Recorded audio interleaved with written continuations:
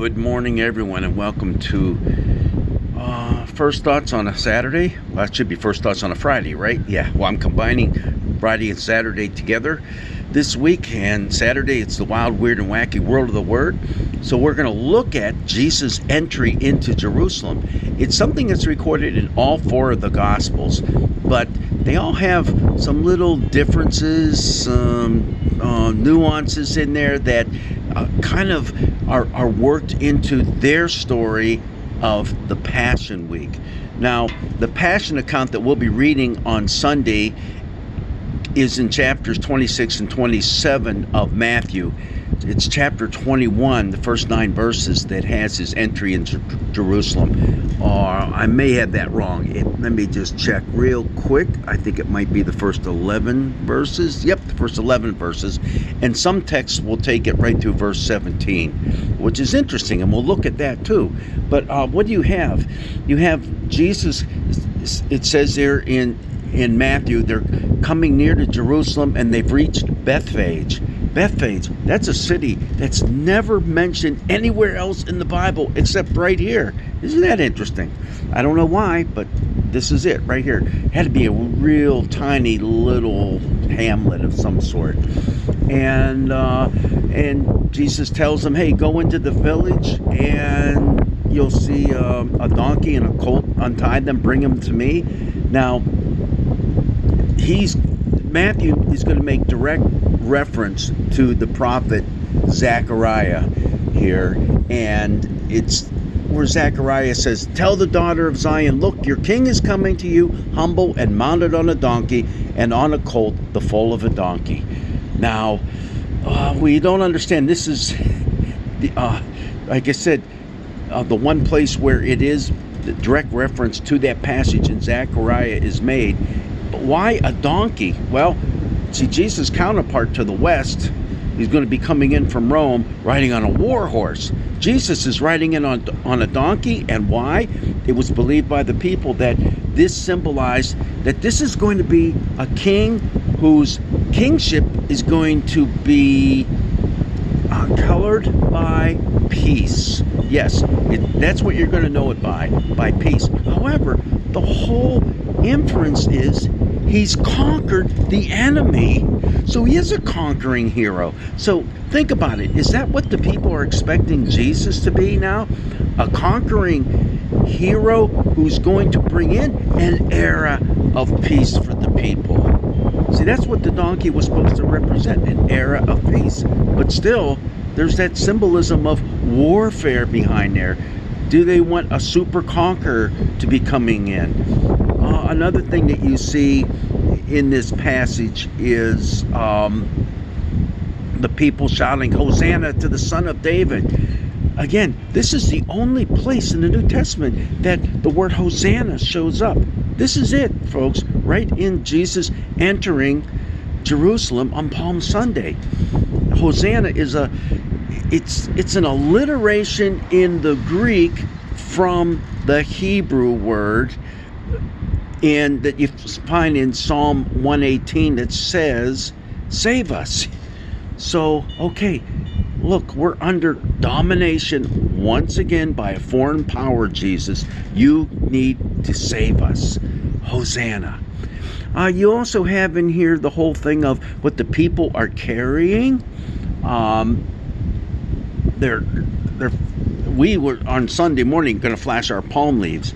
You know, the only gospel that talks about palm branches is John. Yeah, that's not in Matthew. Matthew has that they're spreading their coats on the ground and they're cutting branches off of trees and laying them down. Now, I'm pretty sure these are going to be leafy branches because you don't want the donkeys tromping on sticks necessarily. So it's going to be something leafy.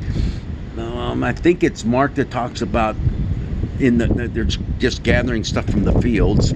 So it's vegetation, all right. But whatever it is, they're laying down before to make a pathway for the king. Now why? Why are they doing that?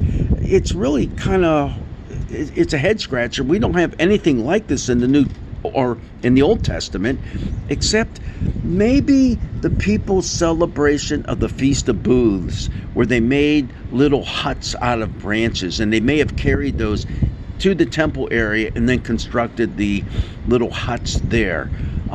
That's about the best we can do. But as far as the actual palm branches, hey, that's only the Gospel of John, folks. So maybe we need to read from that next Sunday, okay? All right, we have that going on there. And probably it might even be best to think in terms of palms with non-biblical resources.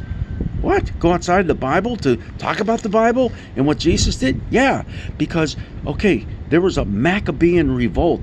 The Maccabean dynasty, they called it, just a couple different rulers in the family that had revolted against the Greek people that were in power and restored the temple back to the people. They cleansed the temple. We have the whole festival of Hanukkah that's built around this. All right, so we have that going on. But what's that have to do with Palm Sunday and palms? Well, one of the things specifically mentioned in the book of Maccabees is that they took palm branches and used that in their celebration of victory. So, is Jesus going to start another revolt? Is that what's in the minds of the people when they're bringing their branches and their palm branches? It could be. In fact, that's probably what is going on in the minds of the people. We have a superhero in our midst, and we can do it. We've done it before. We can do it again. Of course, Jesus does come, as you and I know, as the Messiah. But, you know what? He came as a different kind of Messiah. He's not necessarily going head up against the political powers that be, although we see time and time again, he does exactly that. He says, my kingdom isn't of this world. My kingdom's a lot different than what you got going on here. But he's not coming up so much against that power structure, but against the power structure that had been built up within the religious ranks. And it's power structure that guided people away from what they were to be about as God's people in this world, loving, caring, serving one another. Okay, this little incident of Jesus riding into Jerusalem, it's going to change the world. Oh yeah, we're going to see. Well, if you were to read on in the Gospel of Matthew and go through verse 17 of chapter 21, you'll see exactly what we mean. Because Jesus, as soon as he gets off his donkey, he goes into the temple and cleans it out. Yeah, the cleansing of the temple, when he drives out all the animals and turns over the money changers' tables. Yep, that's what comes next. Oh, this is a fascinating story, but it's not even the beginning yet of the actual passion account of Jesus. As I said, that comes in chapters 26 and 27 that we'll be reading in church this Sunday. Well, you know, it is a beautiful day. I wonder if it was this beautiful when Jesus made his entry. But you know what? The storm clouds are on the horizon. Even today, in our neck of the woods, we are expecting some powerful storms to pass through in about 3 or 4 hours. So, batten down the hatches, everybody. The blue skies are about to leave us.